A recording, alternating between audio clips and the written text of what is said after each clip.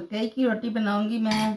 ये मैंने साग बनाया था तो मेरा पड़ा हुआ है, तो मैंने कहा ये अब मैं इसको ना इसमें मिक्स करके तो मकई की रोटी बनाऊं। तो ये बहुत ही अच्छी बनती है, बहुत ही मज़े की होती है। थोड़ा सा मैं नमक डालूंगी क्योंकि सालन में नमक है, तो ज़्यादा नहीं डालूंगी।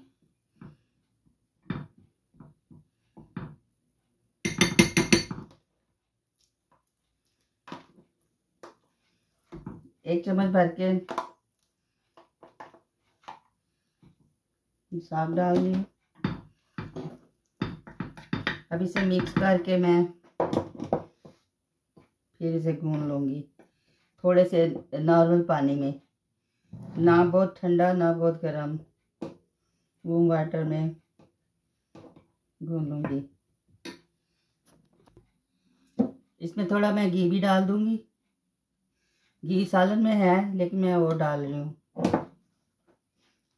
इसे मिक्स करके अच्छी तरह, बर्तन थोड़ा छोटा पड़ रहा है तो इसलिए गिर रहा है नीचे।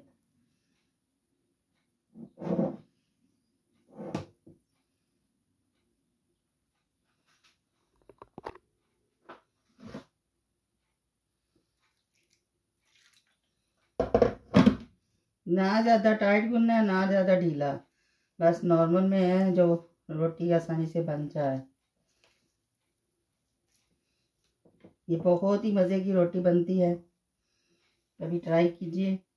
घर में अक्सर सालन बच जाता है तो फिर बार बार एक ही चीज़ खाने को दिल नहीं करता, तो उसको हम फ्लेवर को चेंज करके किसी भी तरह बना सकते हैं।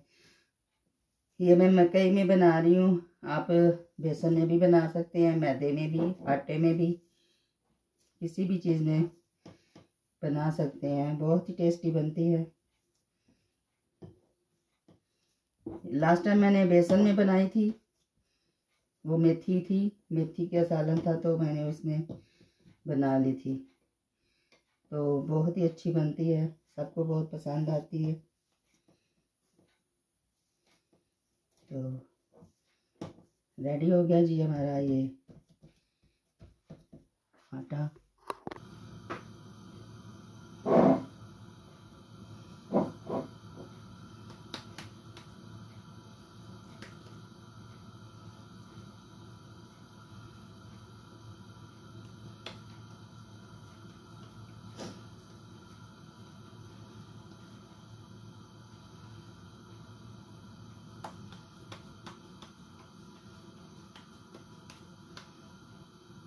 छोटी छोटी बनाऊंगी, बड़ी नहीं बनानी।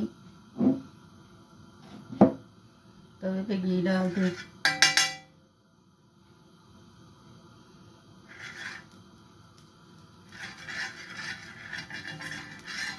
घी डाल लो तो तवे पे चिपकेगी नहीं, ज़रा इजी पक जाएगी।